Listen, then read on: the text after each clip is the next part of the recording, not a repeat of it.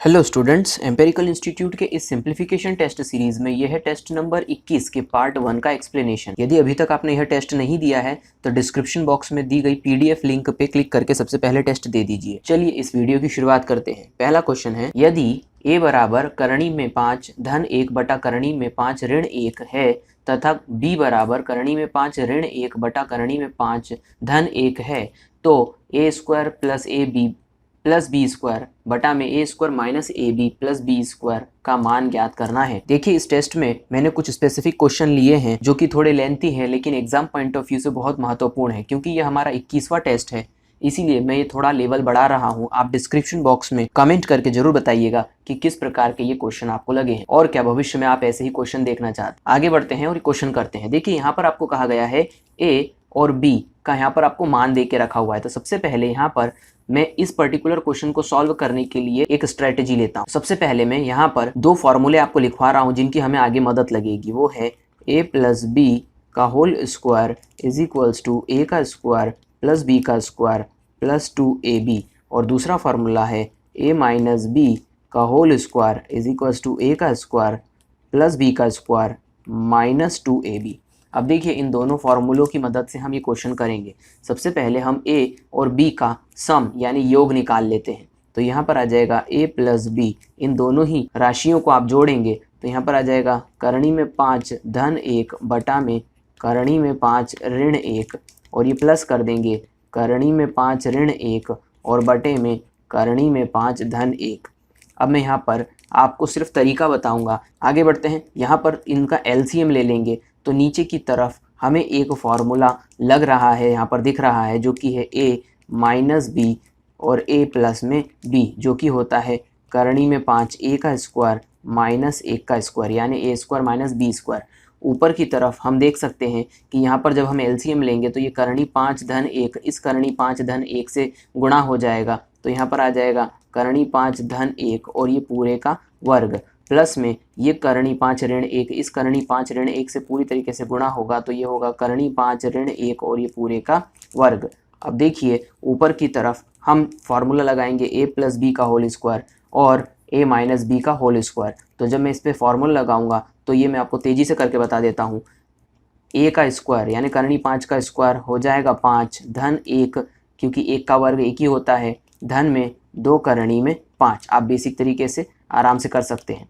Plus में यहाँ पर a माइनस बी का होल स्क्वायर, तो यहाँ पर आ जाएगा 5 धन 1 ऋण 2 करणी में 5 और बटे में करणी 5 का वर्ग 5 होता है और ऋण 1। इस प्रकार से ऊपर देखेंगे तो यहाँ पर प्लस 2 करणी 5 और माइनस 2 करणी 5 कैंसिल हो जाएगा।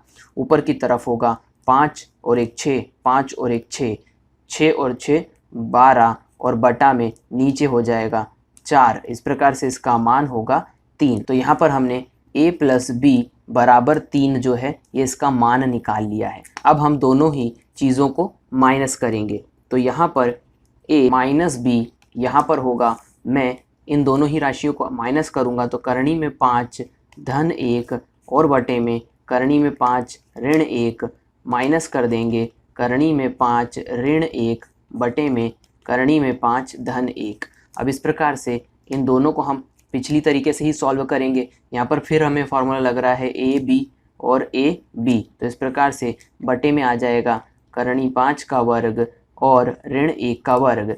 ऊपर की तरफ ये राशियाँ आपस में फिर से गुणा हो जाएगी। फ़र्क सिर्फ इतना रहेगा कि यहाँ पर माइनस लगा है और यहाँ पर प्लस लगा हुआ है। तो मैं ये इक्वेशन को फिर से उतार देता हूँ, बस इस बीच के प्लस को हम ध्यान में रखेंगे।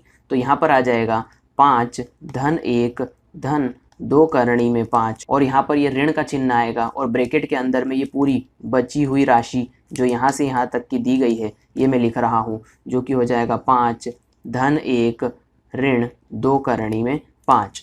यहाँ पर हम ब्रैकेट खोल देते हैं तो ये हो जाएगा 5 और 1 6 और यहाँ पर ये माइनस में हो जाएगा 5 और 1 6, तो ये कैंसिल हो जाएगा। मैं करके बता देता हूँ। 6 प्लस में 2√5 माइनस में 6, ये माइनस अंदर की तरफ मल्टीप्लाई होगा तो प्लस 2√5। तो यहाँ पर ये 6 से ये 6 कैंसिल हो जाएगा, बटे में है 5 ऋण 1। इस प्रकार से ऊपर की तरफ 2 और 2 4 करणी 5 आ जाएगा और बटा में 4 कैंसिल हो जाएगा, तो इसका मान होगा करणी में 5। तो देखिए यहाँ पर आपने a प्लस बी और a माइनस बी का मान निकाल लिया है जो कि करणी 5 आ गया है। अब देखिए यहाँ पर आपके पास में जब दोनों ही मान आ गए हैं तो एक मान और हम निकाल लेते हैं a इंटू बी। अब a इंटू बी हो जाएगा करणी में 5 धन 1 बटा करणी में 5 ऋण 1, और यहाँ पर हो जाएगा गुणा में करणी में 5 ऋण 1 बटा में करणी में 5 धन 1। ये दोनों ही ऊपर और नीचे से कैंसिल हो जाएंगे तो यहाँ पर आ जाएगा a। अब इन तीन मानों को आप याद रखिएगा, a प्लस बी जो है वो 3 है, a माइनस बी जो है वो करणी 5 है, और a इंटू बी आपको मान निकल गया है 1। तो इस प्रकार से इन तीनों मान के आधार पर अब ये क्वेश्चन हम सॉल्व कर सकते हैं जो यहाँ दिया गया है। तो अब मैं इस स्क्रीन को क्लियर कर रहा हूँ। अब देखिए a प्लस बी का मान हमारे पास में 3 है, a माइनस बी का मान करणी 5 है, और a इंटू बी का मान हमारे पास में 1 है। अब ध्यान से समझिए, इस इक्वेशन को हमें सॉल्व करना है तो हम कुछ इस प्रकार से करेंगे कि a plus b whole square का जो फॉर्मूला होता है वो a square plus B square plus 2ab होता है। अब देखिए a स्क्वायर बी स्क्वायर तो इन दोनों में भी आ रहा है, लेकिन यहाँ पर सिर्फ ab है, तो यहाँ पर एक बार इस ab को हमें एलिमिनेट करना पड़ेगा। तो हम ये करेंगे कि a प्लस बी का होल स्क्वायर, यदि मैं दोनों ही तरफ से ab को सब्सट्रैक्ट कर देता हूँ, घटा देता हूँ, तो यहाँ पर आ जाएगा a का स्क्वायर प्लस b का स्क्वायर प्लस 2ab और माइनस ab।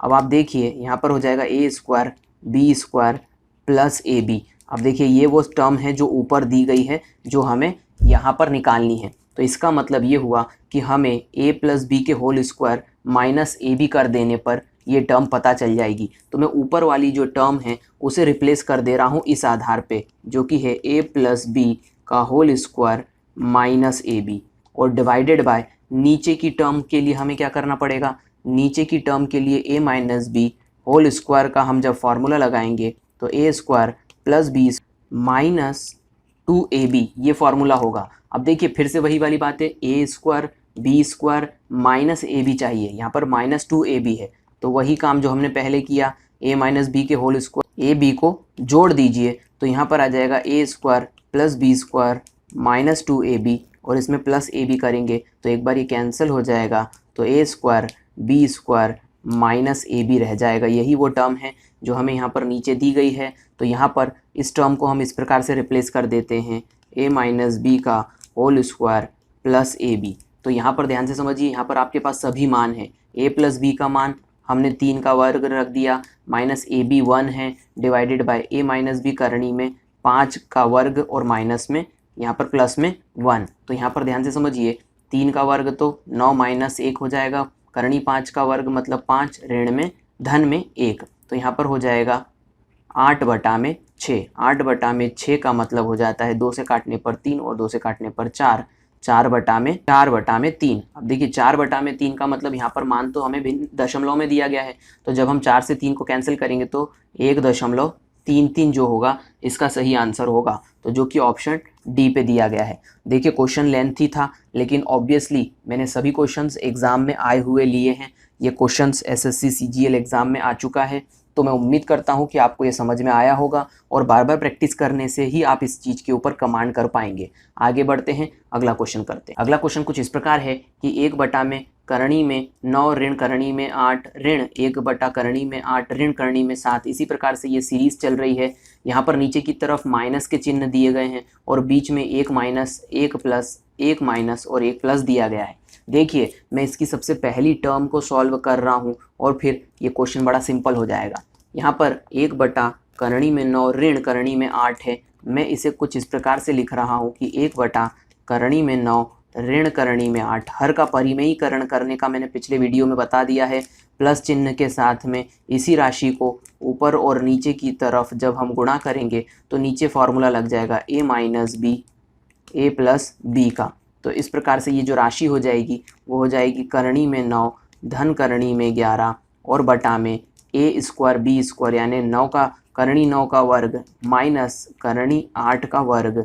ये हो जाएगा करणी में 9 धन करणी में 8 बटा में 1। इस प्रकार से आप ये बात समझिएगा कि ये जो टर्म लिखी है 1 बटा में करणी में 9 ऋण करणी में 8, इसका मान हो जाएगा करणी में 9 धन करणी में 8, यानी कि यह राशि जो नीचे माइनस में है वही राशि ऊपर प्लस में हो जाएगी। इसी प्रकार से इन सभी टर्म्स को हम लिख देंगे चिन्हों के साथ में। तो पहली टर्म जो है वो है करणी में 9 धन करणी में 8, बीच के चिन्ह का विशेष ध्यान रखिएगा, यहाँ पर ऋण चिन्ह लगा हुआ है।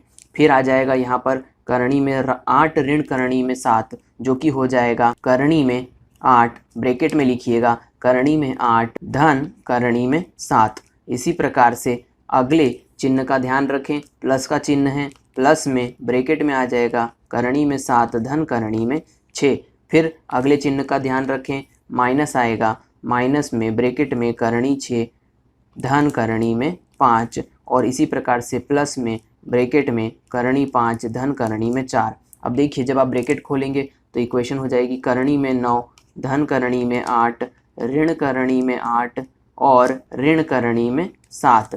इसी प्रकार से आगे धन करणी में 7 धन करणी में 6, आगे होगा ऋण करणी में 6 ऋण करणी में 5 धन करणी में 5 धन करणी में 4। अब देखिए बीच के सारे टर्म्स आप देख सकते हैं, plus minus minus plus plus minus minus plus cancel हो गए।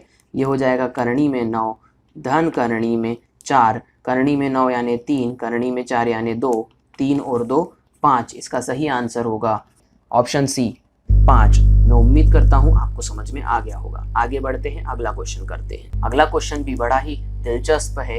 एक 80 मीटर ऊंचे गोल खंबे पर एक बंदर 1 मिनट में 5 मीटर चढ़ता है, परंतु दूसरे मिनट में 2 मीटर नीचे फिसल जाता है। खंबे के ऊपरी सिरे तक पहुंचने में उसे कितना समय लगेगा? ध्यान से समझिए, यहाँ पर खंबे की कुल ऊंचाई 80 मीटर कही गई है और खंबे पर बंदर 1 मिनट में 5 मीटर चढ़ जाता है और दूसरे मिनट में 2 मीटर नीचे आता है। मतलब देखिए पहले 1 मिनट में हमें कहा गया कि यह 5 मीटर जो है वो चढ़ता है और अगले 1 मिनट में ये जो है -2 मीटर नीचे आ जाता है। मैंने पॉजिटिव प्लस लिया है ऊपर चढ़ने के लिए, माइनस लिया है नीचे खिसकने के लिए। तो इस प्रकार से कुल 2 मिनट में ये 3 मीटर इफेक्टिवली चढ़ता है। हम ये कहेंगे कि ऊपर ये चढ़ा है 3 मीटर पूरे 2 मिनट में। अब यहाँ पर अब ध्यान से समझिए, खंबे की कुल लंबाई जो है वो 80 मीटर है। इसका मतलब 3 मीटर 2 मिनट में वो चढ़ेगा। तो इस प्रकार से आप इस 3 के साथ ऐसी एक संख्या का गुणा करें ताकि आप 80 के करीब करीब पहुँच जाएं। तो यहाँ पर 3 के साथ में मैं 25 का गुणा कर देता हूँ, क्योंकि 26 का करूँगा तो 80 से ऊपर हो जाएगा। यहाँ पर 25 से गुणा करने पर ये 75 मीटर बनता है। यहाँ पर यदि आपने इस तरफ 25 का गुणा करा है तो इस तरफ 2 के साथ में भी आपको 25 का गुणा करना पड़ेगा। इस प्रकार से यहाँ पर आ जाएगा 50 मिनट। ध्यान से समझिए, 50 मिनट में वो 75 मीटर चढ़ चुका है। अब आखिरी बार जब वो चढ़ेगा तो ध्यान से समझिए, अंतिम मिनट में वो 5 मीटर चढ़ेगा। तो अंतिम मिनट में जब 5 मीटर चढ़ेगा तो इसमें 5 मीटर हम जोड़ देंगे तो ये हो गया 80, जो कि खंबे की लंबाई थी, और इस 50 के साथ आप 1 मिनट को जोड़ दीजिएगा तो ये हो गया 51 मिनट। इस प्रकार से हम कहेंगे कि 51 मिनट जो होगा वही सही आंसर होगा, जो कि ऑप्शन ए पर दिया गया है। क्योंकि वह जब एक बार चढ़ जाएगा, अब आप कहेंगे कि सर ऊपर गया है तो नीचे भी आएगा, नहीं, वो एक बार जब ऊपर खंबे पर चढ़ गया है तो अब वो वापस नहीं आएगा, क्योंकि शर्त थी कि खंबे के ऊपरी सिरे पर पहुंचने में उसे कितना समय लगेगा। तो जब वो ऊपर पहुंच चुका है इसलिए यहाँ पर सिर्फ 1 मिनट हम जोड़ेंगे, जो कि ऊपर चढ़ने का होगा। चलिए आगे बढ़ते हैं, अगला क्वेश्चन देखिए। कुछ मिठाइयाँ 175 बच्चों में बराबर वितरित की जानी थी, परंतु 35 बच्चों के अनुपस्थित रहने के कारण प्रत्येक बच्चे को 4 मिठाइयाँ अधिक मिली। कितनी मिठाइयाँ वितरित की गई थी?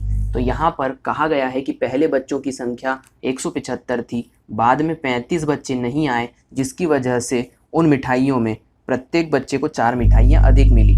अब ध्यान से समझिए, अब देखिए हमने माना कि कुल मिठाइयों की संख्या जो है वो x है, x मिठाइयाँ हैं, और ये x मिठाइयाँ बंटनी थी पहले 175 बच्चों में, यानी कि बच्चों में। अब ध्यान से समझिए, यहाँ पर x मिठाइयाँ 175 बच्चों में बंटनी थी। यदि पहले हम एक बच्चे की बात करें तो एक बच्चे को कितनी मिठाइयाँ मिलनी थी? तो पहले x बटा में 175 मिठाई जो है वो एक बच्चे को मिलती। अब 35 बच्चे इस समूह में नहीं आए हैं, तो हम ये कहेंगे कि 175 में से 35 घटाने पर 140 जो हैं ये बच्चे उस समूह में शामिल थे।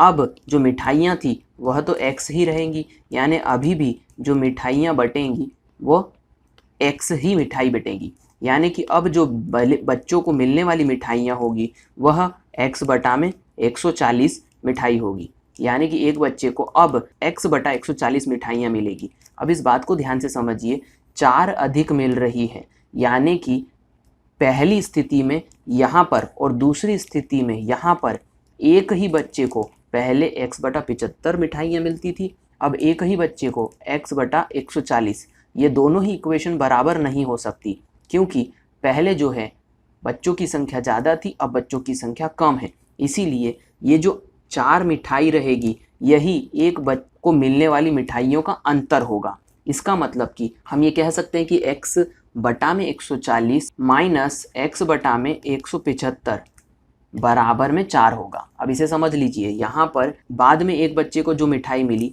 और जो पहले मिलती थी उन्हीं का अंतर तो 4 मिठाइयों के बराबर है। तो इसी प्रकार से हमने एक बच्चे को कंसीडर करते हुए इन अंतर निकाल लिया पहले और बाद की स्थिति का। अब इसे हम सॉल्व कर देते हैं तो 175x माइनस 140x बटा में हो जाएगा 140 गुणा में 175 और यहाँ पर 4। 175 में से 140 घटने पर 35x बचता है, नीचे आ जाएगा 140 गुणा में 175 बराबर में 4। अब यहाँ पर 35 से कुल मिला करके ये 4 बार कैंसिल हो जाएगा, तो x बराबर हो जाएगा 175 गुणा में 4 चौक 16।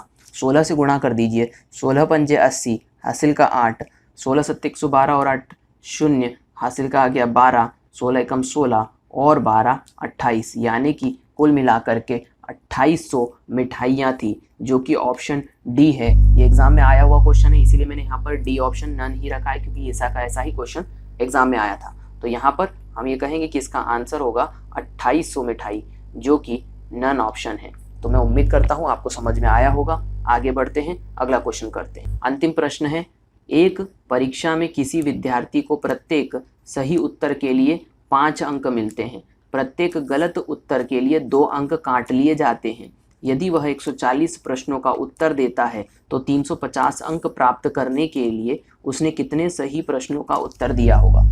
अब देखिए, इस क्वेश्चन को मैं पिछले वीडियो में ले चुका हूँ। यहाँ पर हमें सबसे पहले पता करना होता है कितने प्रश्न का उत्तर दिया। तो यहाँ पर सही यानी राइट और रॉन्ग का जो योग होगा वो 140 के बराबर होगा, यानी 140। आगे बढ़ते हैं, हमें पता है कि उसे कुल मिलाकर के पॉजिटिव में 350 अंक मिले हैं। इसका मतलब यह हुआ कि राइट जो उसने किए हैं वो सही ज़्यादा हैं और रॉन्ग जो किए हैं वो कम हैं।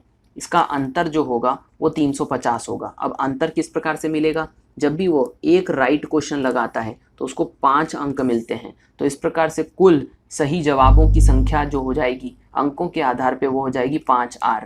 प्रत्येक गलत लगाने पर उसे 2 अंक कट जाते हैं। इसका मतलब कुल मिलाकर के उसने जो गलत आंसर दिए वो है 2W। अब इसमें से आप इसे घटा देंगे तो यहाँ पर कुल अंक आ जाएंगे 350। यही वो 2 इक्वेशन है, R + 140 और 5R - 2W बराबर में 350। इसे हम सॉल्व कर लेते हैं। देखिए, विलोपन विधि का इस्तेमाल करेंगे।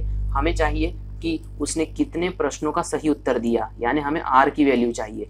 पूरी इक्वेशन में, ऊपर वाली इक्वेशन में यदि हम 2 से गुणा कर देंगे तो यहाँ पर इक्वेशन बन जाएगी 2 टाइम्स ऑफ R प्लस में 2 times of W equals to 140 का डबल हो जाएगा 280। हम जोड़ देंगे, जोड़ने पर यहाँ पर 5 और 2 7R, ये दोनों राशियाँ कैंसिल हो जाएंगी और जोड़ने पर 8 और 5 13, 3 2 5 और 1 6। तो यहाँ पर 7 से ये टोटल मिला करके 90 बार कैंसिल होगा, तो R का मान हो जाएगा 90। तो मैं उम्मीद करता हूँ आपको ये समझ में आया होगा। इसका आंसर है ऑप्शन डी। मैं पिछले वीडियो में ये ले चुका था, इसलिए मैंने इसे तेज़ी से समझा दिया है। आप अपने एक्सपीरियंस कमेंट बॉक्स में ज़रूर लिखिएगा, क्योंकि मैंने इस बार कुछ थोड़े टफ क्वेश्चन लिए थे। इस वीडियो को देखने के लिए थैंक यू।